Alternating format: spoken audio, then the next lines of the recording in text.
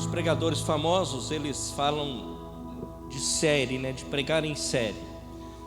E longe de mim eu ter imaginar que eu vou falar da forma, usar só esse termo, né? Eu estou pregando uma série. Mas eu estou pregando capítulo a capítulo, versículo a versículo do livro de Filipenses.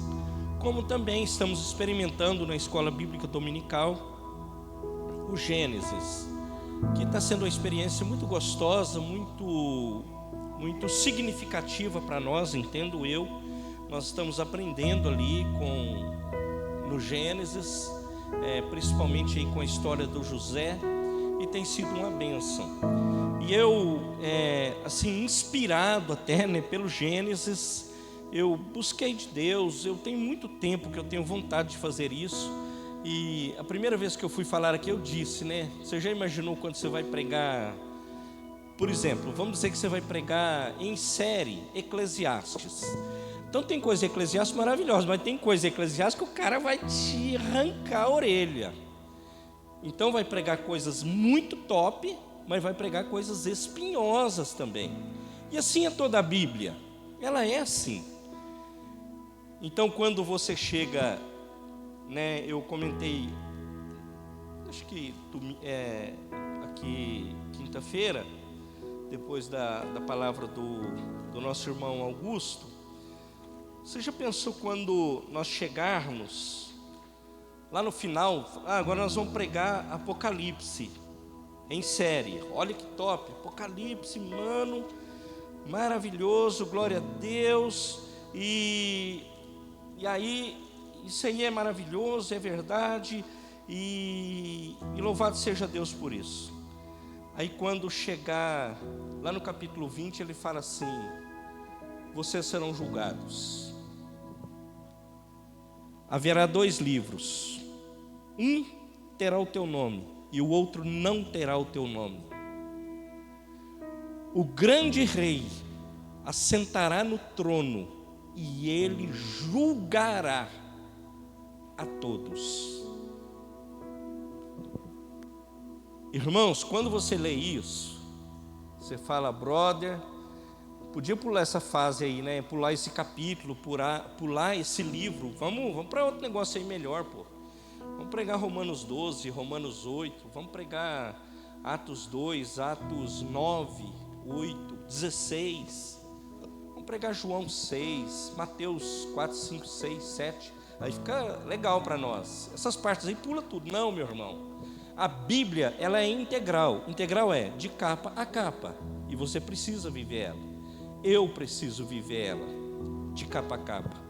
Então, voltando aqui, é muito assim bom a gente poder falar. Eu acho que nós entendemos melhor e você consegue conectar a história. Um dia eu explico mais assim detalhadamente o porquê disso, por que nós devemos ter essa ligação. Aí já é uma outra matéria, né? Uma vida digna do Evangelho. Paulo está escrevendo à igreja que está em Filipe, na sua prisão, na prisão que ele estava em Roma, e da prisão ele escreve isso. É a terceira mensagem de Filipenses. Hoje nós encerramos aqui a partir do versículo 27. Então Paulo era prisioneiro, estava prisioneiro, e o seu futuro era extremamente, não precisava do extremamente, é incerto, um futuro incerto. Ele está preso, ele não sabia o que ia acontecer com ele. Ele podia ser morto, ele não sabia ainda, ele foi morto. Ele poderia ser, ele e tal. Então era um futuro incerto.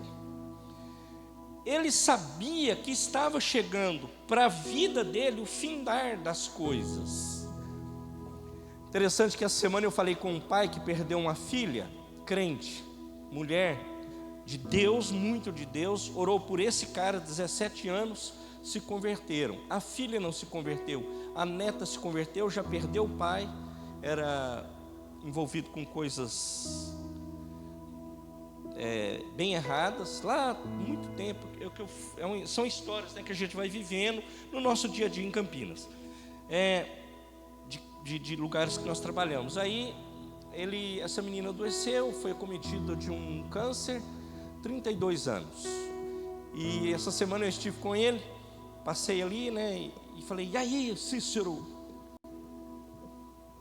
E ele falou: Romério, não tem como eu estar feliz, né, alegre. Tem menos de um mês. Morreu minha filha, eu e minha esposa estamos sem chão, totalmente sem chão. Mas prosseguimos com Cristo, sabendo que é Ele que cuida de nós, e é Ele que nos abençoa. Então, meus irmãos, o nosso futuro, como de Paulo, era incerto, como desse crente, como desse homem, dessa mulher de oração, top. Pensa na mulher para orar, é a mulher desse cara. Não importa o que vai acontecer, é isso que Paulo está ensinando para nós, que vai nos ensinar. O importante é que o evangelho seja pregado. O importante é que o evangelho ele seja levado. O importante não é eu me dar bem. Aliás, meus irmãos, todo crente deveria pensar isso. O que você está pensando? Eu estou pensando em me dar bem. Verdade, cara. Você quer se dar bem na terra e esquece da eternidade. Você quer se dar bem aqui e você não se lembra da eternidade. Você não quer olhar para a eternidade. Verdade isso. É isso mesmo, irmão. Se você fizer uma análise muito profunda, os seus dias e meus aqui na terra, eles são assim, ó. É como um conto ligeiro. Você, quando menos espera, seus dias estão terminando. E você disse assim: eu fiz valer a pena, eu trabalhei para que valesse a pena aquilo que Deus confiou a mim? Ou eu fui só mais um contado aqui na história?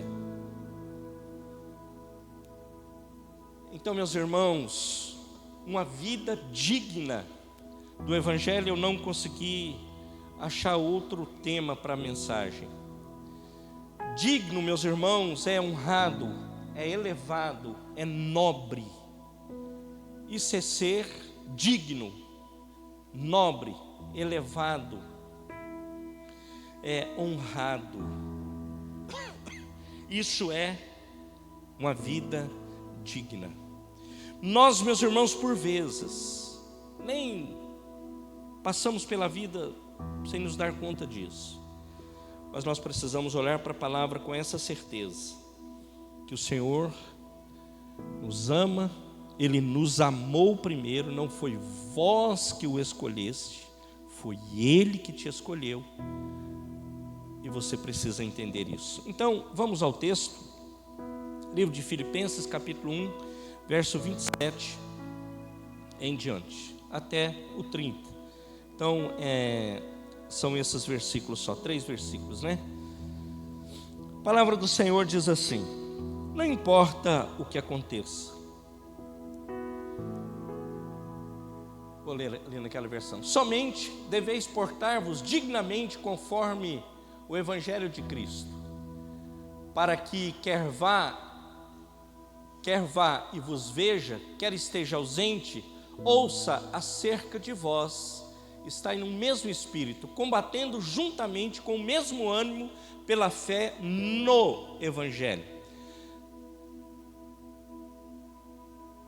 E em nada vos espanteis dos que resistem, o que para eles na verdade é indício de perdição, mas para vós de salvação, isto de Deus. Porque a vós nos foi concedido, em relação a Cristo, não somente crer nele, como também padecer por ele. Paulo é bonzinho, né? Tendo o mesmo combate que já em mim tendes visto, e agora ouvis estar em mim. Coloca um lá, por favor, de novo. Eu quero fazer um comentário que não está aqui no meu esboço. aqui. Aqui. Segunda parte ali. Acerca de vós que estáis no mesmo espírito, combatendo juntamente com o mesmo ânimo. Há uma galera muito grande que se isolou geral, não tem amigos, não tem conselheiros, não tem mentores, não tem pastores. Estão na igreja, mas não tem pastores. Eles não se sentem pastoreados. Eles não olham. Eu comentava com a Rosana, né, como os tempos mudaram, né? Quando eu cheguei na igreja e hoje. É melhor, é pior? Irmãos, longe de mim julgar isso aqui, se é melhor, se é pior, longe de mim. Mas, por exemplo, mudava para uma casa nova. Quem ia lá primeiro? A Sandra sabe. A nossa escola foi essa, a da Sandra também, que é a mesma. Pastor ia lá primeiro, não ia pai, não ia mãe, podia ir lá para ajudar a olhar e tal, mas quem ia lá primeiro convidado, number one, pastor. Na minha casa, quem foi lá primeiro? Pastor. Não tinha nem móvel quando eu casei, direito, tinha uns quebra-galho, mas o pastor estava lá, orando, pedindo a Deus. Agora hoje, tem uma galera que pensa dessa forma, que ele vai combater sozinho. Isso não está no meu sermão, não está no meu aqui, mas aqui, ó, Paulo está dizendo assim, ó, combatam juntamente. Então essa história do cara ficar na casa, no sofá, no conforto, ar-condicionado, quem tem? No ventilador, no sofá, pipoca, chá, refrigerante, irmãos, isso aqui cai por terra, porque Paulo está falando, combatam juntamente. Então lá, quando eu estou dessa forma, nessa igreja virtual, eu não estou combatendo com quem? Eu não sei a dor de ninguém, eu não sei o rosto de ninguém, eu não sei o cheiro de ninguém, eu não sei nada. Então que história é essa de igreja virtual? E tem gente que está nela até hoje, irmãos, não saiu dela, depois da pandemia, que já fazem o quê? 2 anos que acabou? 2? Daí para cima, né? E está nela ainda. Então, meus irmãos, o versículo 27, o Paulo fala assim, ó: não importa o que aconteça, exerçam sua cidadania de maneira digna do Evangelho. Na versão NVI. Então, meus amados, Filipos era uma província, eu vou dizer província, romana, fora de Roma. É como se fosse como essas Guiana, né, que fala Guiana é bom, Guiana francesa, Guiana inglesa, não sei mais, quando eu estudei, eu sabia isso tudo, agora não sei mais. Então, meus irmãos, é como se fosse isso. Então tem uma Inglaterra ali, tem ali uma francesa ali, tem ali outros países fora de lá, que falam a língua, que tem a cultura, tudo disso. Aquela Caimã, né? Eu passei por Caimã uma vez, Ilhas Caimã. Em Caimã é inglesa, é uma ilha inglesa. Então você chega lá, um trem tudo estranho, mas falou, e aqui? Não, aqui é inglês, totalmente dos ingleses aqui. Então era isso que é Filipos, era essa província, né, de Roma. Então, meus amados, e eles se exibiam por isso, eram assim extremamente altivos, né, por isso, por estar ali e fazer parte de Roma. A perseguição, meus irmãos, havia uma pequena perseguição, mas a perseguição real da igreja, ela haveria de começar ainda, não estava ainda ali no seu ápice. Então, meus amados, ele fala assim, para quer que vá e vos veja, quer esteja ausente, ouça acerca de vós que está no mesmo lugar, o Espírito combatendo juntamente com o mesmo ânimo pela fé no Evangelho. Ele diz assim, olha, vocês moram aqui, vocês adoram tudo que é em Roma, e meus irmãos, o que era Nero, por exemplo, era considerado para eles como um deus. Para eles era isso, para essa província. Então Paulo, ele vai dizer isso. Eles precisavam disso.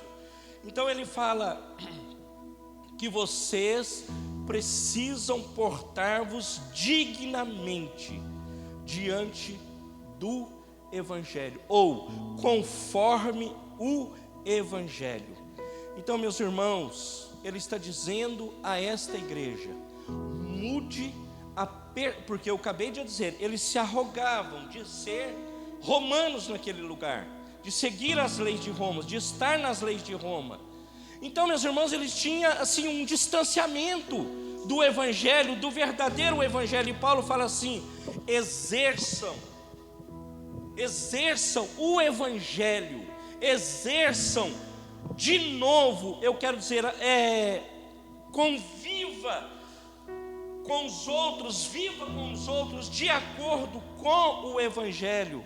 Então, meus amados, nós aprendemos lá com José do Egito, que o José, quando ele foi vendido para o Egito, para ele se adequar ali, ele aprendeu tudo do Egito. E nós hoje mesmo falamos sobre isso. E ele, para cumprir as leis do Egito, ele aprendeu tudo e pôs em prática. E chamou a família dele e falou assim: ó, aqui é assim, tem que ser assim, e nós devemos fazer assim, senão nós vamos ter problema. Então façam dessa forma. E eles foram fazendo. Hoje inclusive falamos sobre os impostos, foi lido sobre os impostos, como que o José, ele falou: é assim que funciona aqui.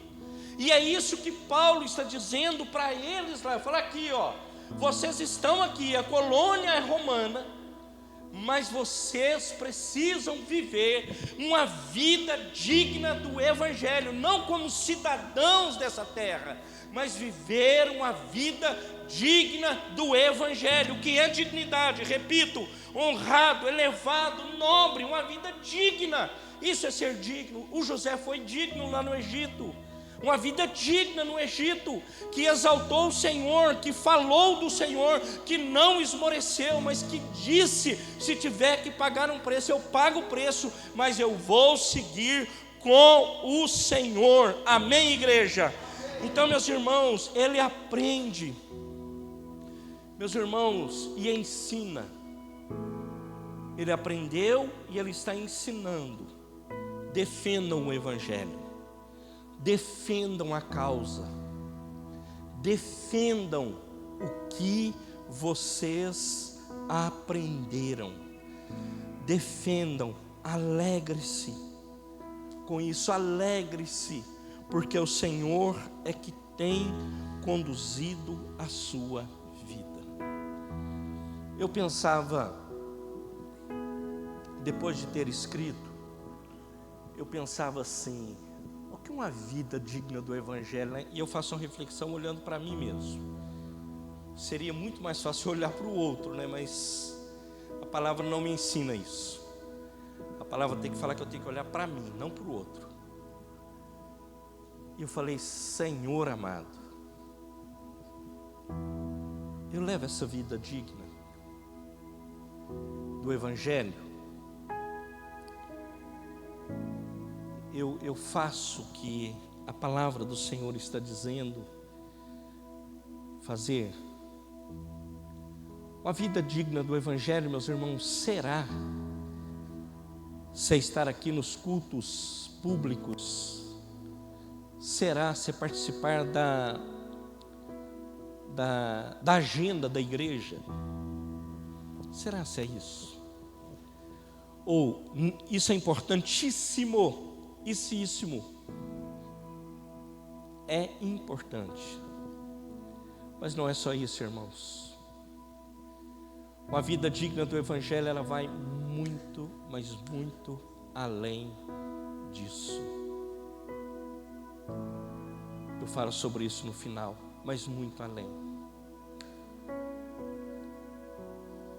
Se nós olhássemos para o Sermão do Monte, Jesus iria falar para você: olha, se te baterem na tua face, oferece a outra.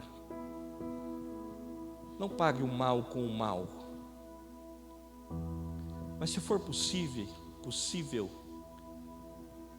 viva com todos bem, faça o bem a todos, sem olhar a quem, faça a todos. Eu penso que isso é uma vida digna do evangelho, assim, bem raso, eu pensando o meu pensamento. O 28, meus irmãos, ele fala assim: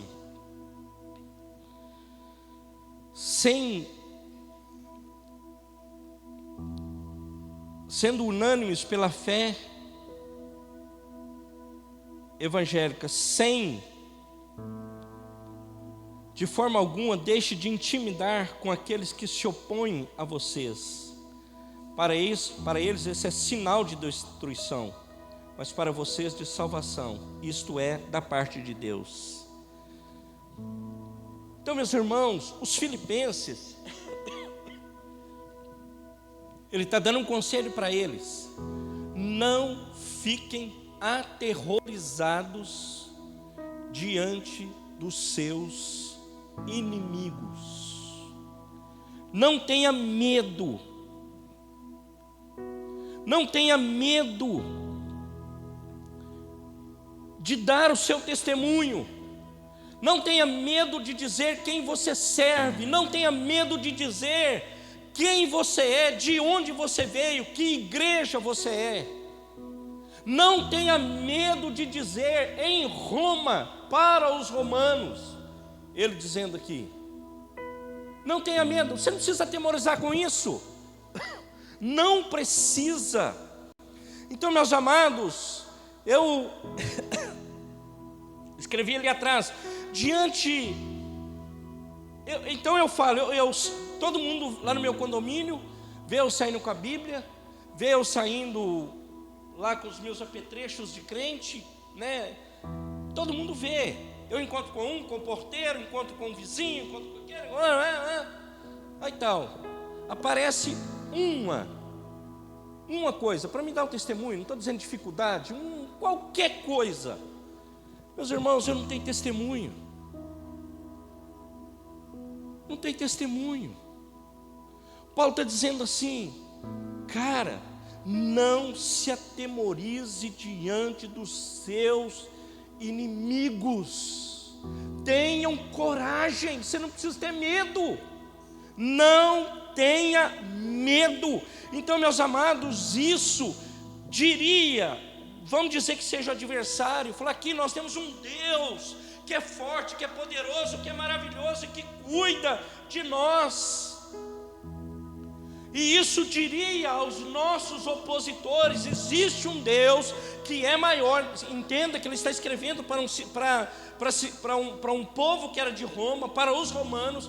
Existe um Deus que é maior do que o Deus de vocês, porque eles consideravam Nero como Deus. Ele está dizendo a eles: não se atemorizem diante dos seus inimigos, não fiquem com medo.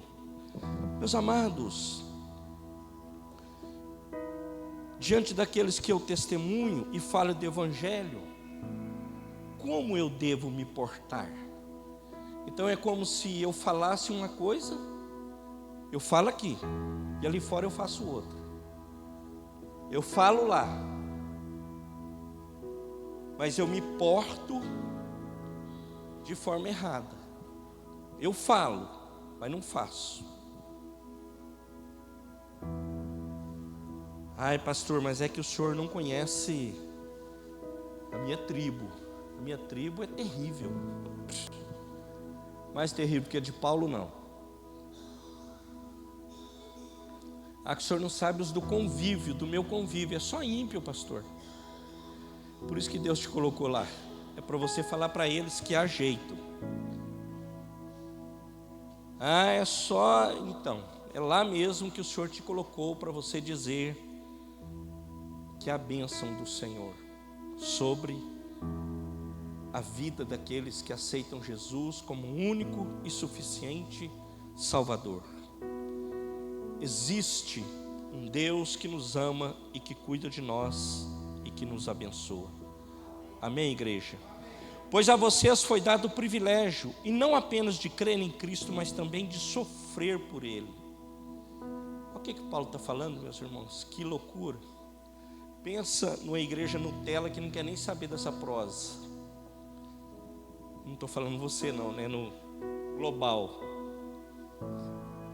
Cara, você falar um negócio desse aqui, você fala assim, não, isso aqui não, brother. Isso aí você podia, as páginas que eu falo, né? Era melhor pular esse negócio, né? Mas eu já falei o contexto para vocês disso aqui.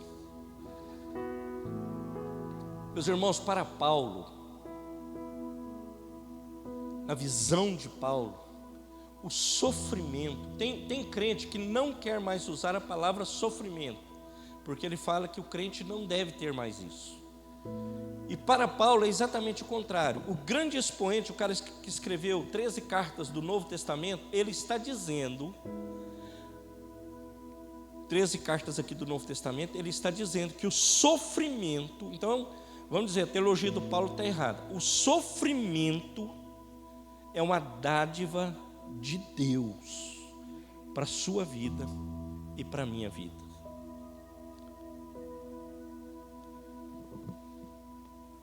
Então, meus amados, ele está dizendo, isso aí, cara, é uma ferramenta que Deus está te proporcionando para que você possa usar e ser abençoado e ser abençoador através dessa ferramenta. É isso que é o propósito do sofrimento. Agora, o que acontece, meus irmãos? Nós queremos isso? Ninguém quer. Ô pastor, muda de conversa, brother. Ô, essa prosa aí é ruim demais, moço. Para, irmãos, como que nós não vamos pregar o Evangelho? Porque está no Evangelho. Ou, você pregar Filipenses aqui nos primeiros versículos mesmo de Filipenses 1, moleza para o gato. Agora, nós temos que pregar a Bíblia integralmente. Não é só a parte que eu sou feliz ou não feliz. É toda a Bíblia, capa a capa, precisa ser pregada e precisa ser ensinada.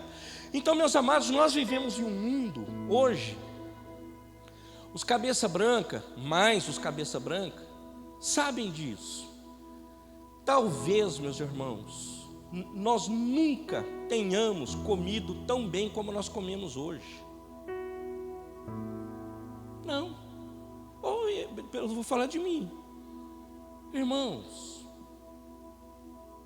quando criança, não tinha essas facilidades que tem hoje, que tem tudo. Eu sei que o estado de São Paulo é um estado, já historicamente falando, que sempre foi diferenciado por conta da colonização, os que chegaram, enfim. Mas também passou por dificuldades. Mas nós, meus irmãos, da década lá de 60, não é nem que se você quisesse, não tinha nem onde comprar, às vezes. Ou se fosse comprar, era muito caro. Não tinha recurso. Roupa, sapato, calçado, meus irmãos, um por ano. Nós hoje abrimos nossos armários.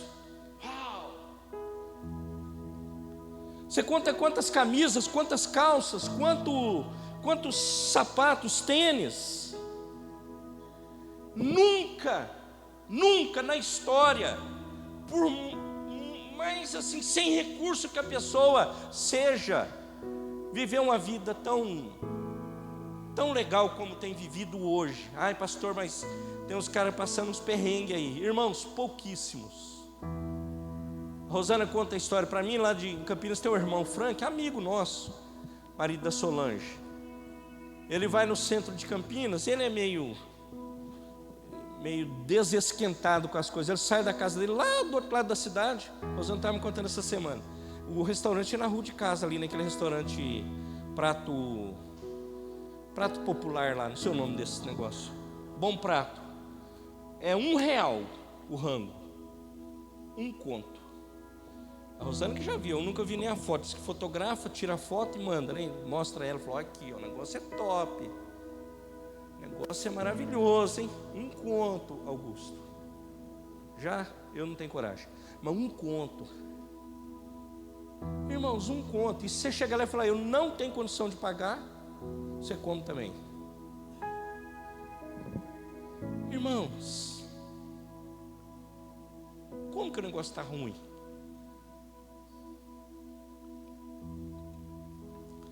E Paulo está dizendo, o sofrimento é Deus que está permitindo para que o Evangelho avance. Vou usar a nossa querida Larissa aí como exemplo. Como que a Larissa veio parar aqui na igreja? Porque uma caiu no hospital. O sofrimento de uma, de outra, que era a Mileane, levou-nos a conhecer ela. Se a Mileane não tivesse internada, depois vocês perguntam para ela, não precisa responder. Qual a chance de nós termos conhecido um dia a Larissa? Qual a chance? Eu acho que zero, Paulo. Aos olhos humanos, zero. Uma precisou ser internada. Então vou usar a palavra, o sofrimento de uma causou nós conhecermos a dona Larissa. Então é assim que Paulo enxergava o Evangelho, é assim que Paulo enxergava o avanço do Evangelho. Agora eu preciso enxergar isso, irmãos. Eu preciso ver isso, eu preciso entender isso. Aí ele fala no 30, e vamos para o encerramento, também tem que ser, que é o último, né, versículo. Já que estão passando pelo mesmo combate que me viram enfrentar, e agora ouvem que ainda enfrento. Ele fala assim, vocês enfrentarão as mesmas lutas que eu enfrentei. Ele está dizendo, vocês precisam aprender a ser vitoriosos em meio às provações.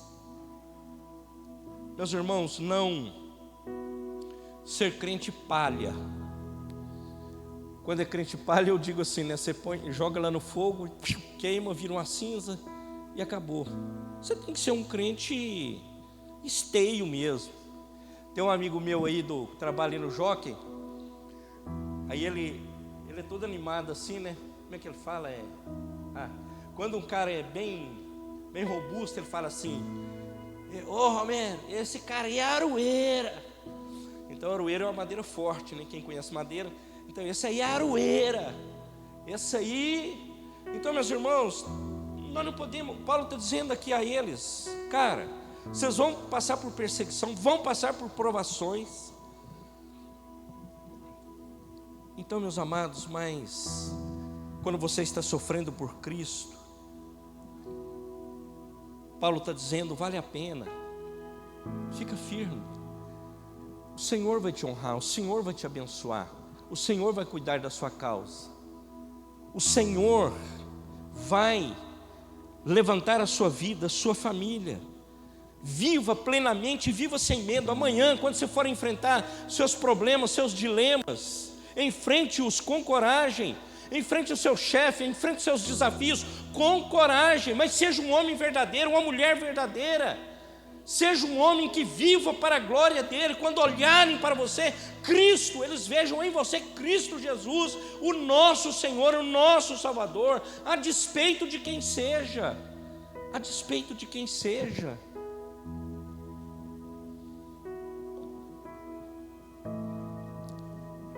Então eu falo com os pastores amigos, né? Eu vou, minha vida é uma história, né? Eu vou contando história dia a dia. Então nós almoçamos num lugar ali em Campinas. Alguns conhecem a Rosana, chama Bar do Bigode. Aí lá tem uma comida boa, bem caseira. A única coisa que é ruim lá é que a gente acaba comendo muito. Aí, por vezes, aí tem um cara ali sozinho, o Domingos. Ele foi um funileiro da antiga, parece lá, a história dele é essa aí. Sozinho. E sempre nós estamos naquela correria, né, toda. E eu nem sei direito jogar dominó, como você sabe, né? Eu sei que tem uns craques aí no negócio. Tem 3 aqui nessa fileira aí. Eu não sei contar os números, que pedra já foi, qual que deixou de ir. O João Pedro está aprendendo também. Aí a gente sai do restaurante, quando a gente vai lá, né?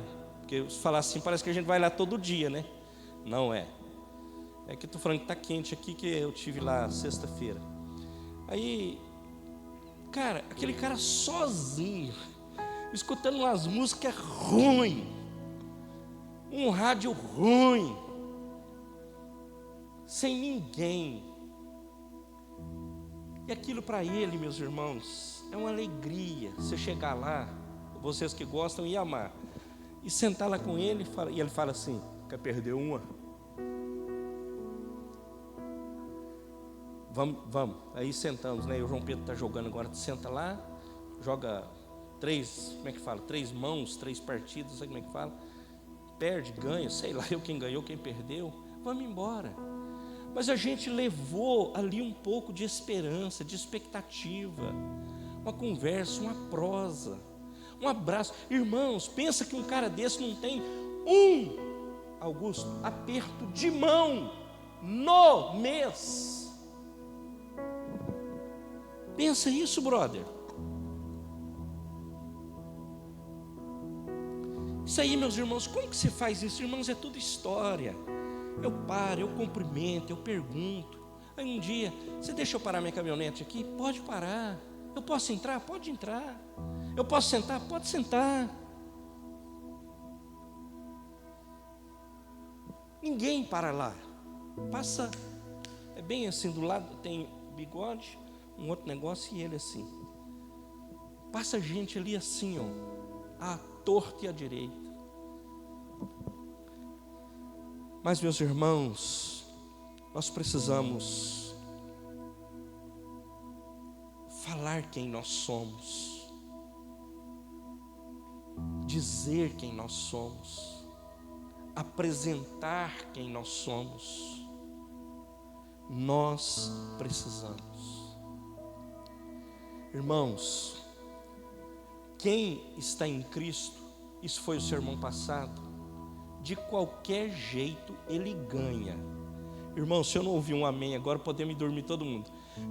Quem está em Cristo, na perspectiva de Paulo, que eu falei sobre a perspectiva de Deus, quem está em Cristo, de qualquer jeito ele ganha. Amém, igreja? Irmãos, que ele fala assim: o viver para mim, como é que é? O viver para mim é lucro. Aqui, ó. Porque para mim viver em Cristo, porque para mim o viver é Cristo e o morrer é lucro. Eu falo assim, brother, de qualquer jeito, top para você. O cara está terminando um sermão, ele termina desse jeito. Fala, ó, Filipenses, igreja de Filipe, viver para mim é lucro, e se eu morrer, eu estou ganhando. Louvado seja Deus por isso. Então, meus amados, viver plenamente o Evangelho é viver sem medo, é enfrentar os desafios do dia a dia sem medo. Eu estou com medo, eu estou com medo, eu estou com medo, eu estou com medo, eu estou com medo, eu estou com medo, eu não sei o que vai acontecer. Viva sem medo. O Evangelho é contra a cultura. O que é contra a cultura? Tudo que o mundo faz é contra o Evangelho, tudo. O mundo nos odeia, o mundo te persegue, o mundo não vai jogar tapete para você andar, não vai. Se jogar é porque tem interesse, mas do contrário não fará isso nunca. O mundo nos odeia, é o que o Evangelho diz. Irmão, se tem uma pessoa que não é crente, eu nem sei se ela é crente, passou por aqui, ela dizia assim: eu não estou crente, eu sou crente. É uma frase boa para um crente, né? Então, meus irmãos, o crente, na perspectiva de Paulo, ele nunca perde. Nunca perde. Nunca perde. Se morrer, ele continua ganhando, porque ele vai para a vida eterna. Então, meus irmãos, como servos de Deus, nós devemos viver este evangelho, os valores do reino, manifestando a graça, a misericórdia, a compaixão, longanimidade, paciência, amor, bondade, diante das pessoas. Viva dessa forma. Irmão, mude o seu palavreado, mude as suas ações, mude as suas atitudes. Você vai ver o quanto que o ambiente que você está, ele melhora. O ambiente que eu estou, ele melhora. As pessoas do nosso lado vão melhorar. Porque, meus irmãos, quando eu, podendo odiar, eu escolho perdoar,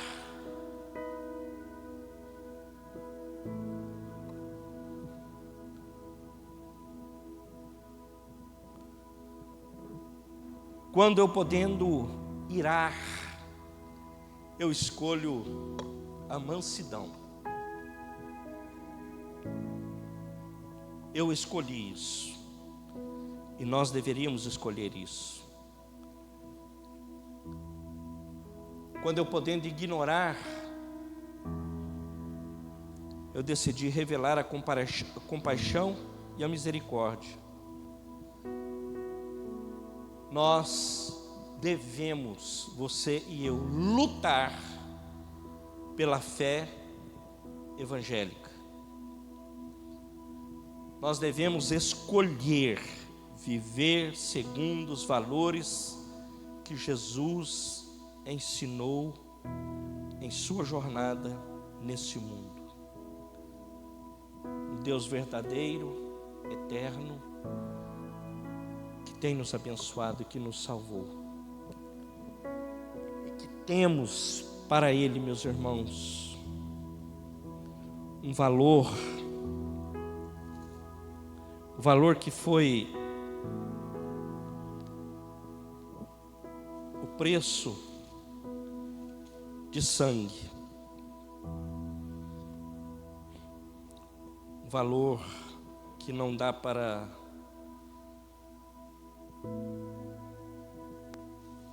dizer, para nós mensurarmos.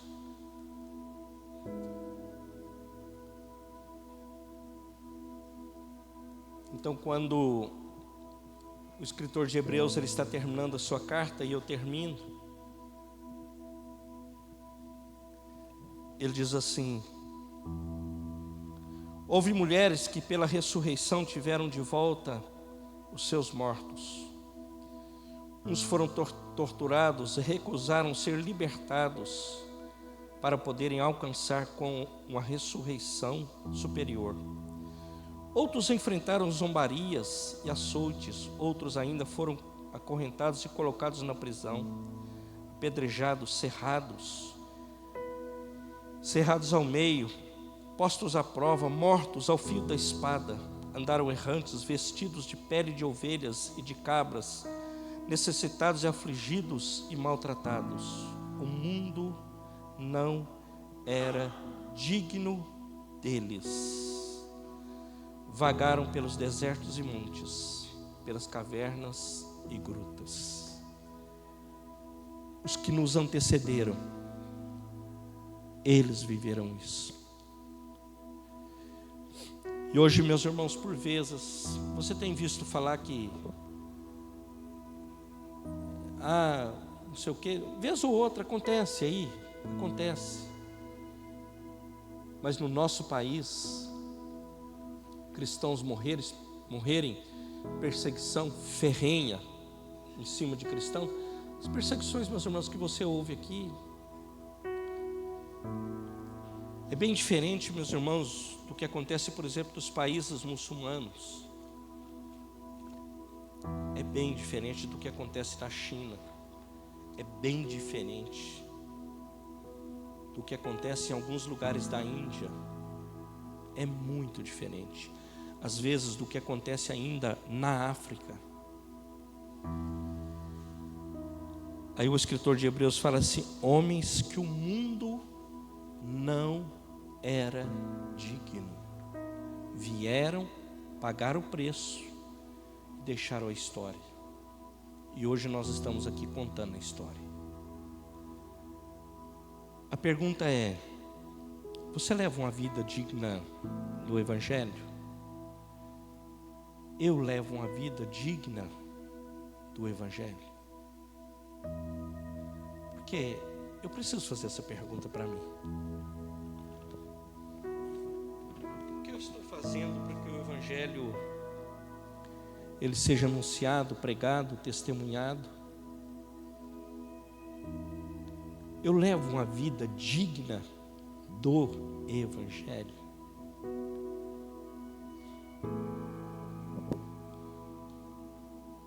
Irmãos, nós precisamos nos ater à palavra de Deus a cada dia e pedir para que Deus Ele nos mostre, Ele fale conosco. Senhor, qual é o seu propósito em relação à minha vida? Eis-me aqui, cumpra-se a sua vontade e não a minha. Que diminua eu, não seja só a música, e o Senhor seja exaltado. Que eu fique aqui no lugar que é para mim ficar, para eu ficar, e o Senhor seja exaltado, o Senhor seja glorificado, e o Senhor seja elevado. Irmão, leve uma vida digna do Evangelho. Faça isso em Indaiatuba, faça isso onde você estiver. Leve uma vida digna do Evangelho. Viva para a glória dele. Viva para honrá-lo. Viva para dizer que ele é bom, que a sua misericórdia dura para sempre. Viva para elevar o nome dele em todos os lugares, em nome de Jesus. Amém, igreja? Amém, igreja? Tenha coragem, irmão. Tenha coragem, irmã. Os dias não são fáceis e, lamento, não vai melhorar. Notícia boa, hein? Não vão melhorar. Não vão. Agora vivam uma vida digna do Evangelho a despeito do que está acontecendo por aí. Viva para glorificar o nome do Senhor. Amém, igreja? Se coloque de pé. Eu quero orar com você. Em nome de Jesus. Aliás, eu quero te chamar, vir aqui à frente. Um amigo meu de Mojimirim, pode vir todos aqui, vamos perfilar aqui de novo. Como um amigo meu de Mojimirim, eu aprendi lá na Turquia com ele, né? Ele falou assim: ô pastor, hoje nós vamos fazer um ato profético. Pô, cara, que bênção. O que é esse negócio aí? Aí o ato profético era uma oração, né? Então você que vai fazer o ato profético aí. Olha que top, mano. É só orar. Quase que os caras me tiram da oração lá, que eu oro muito alto e os muçulmanos não podem escutar. Mas era o ato profético. Então eu quero orar com você enquanto igreja, orar conosco enquanto igreja, para que Deus nos fortaleça, Deus nos abençoe, Deus nos levante com poder, com graça, autoridade, e possa nos abençoar nessa caminhada, em nome de Jesus. Senhor, eis aqui a tua igreja, eis aqui o teu povo, eis aqui os teus escolhidos, eis aqui o povo a quem o Senhor libertou. Eu os abençoo em nome de Jesus. Eu clamo por teu amor, eu clamo por tua graça, eu clamo por tua misericórdia. Deus amado, que nós, enquanto igreja, possamos expressar Cristo, falar de Cristo, viver de modo digno do Evangelho, em nome de Jesus. Abençoe, Pai amado, essa igreja, que ela avance, que o Senhor, que nós venhamos diminuir e o Senhor venha a ser exaltado, que nós estejamos no nosso lugar e o Senhor do alto e sublime trono, cuide de nós, cuide dessa igreja, cuide desse povo, levante esse povo, animando-os, fortalecendo-os, dando graça e poder a cada dia, em nome de Jesus, para que possamos prosseguir, em nome de Jesus. Anima o teu povo na caminhada, abençoe os teus filhos na caminhada, prospere os teus filhos na caminhada, dê estratégias para que eles sejam usados nesse mundo.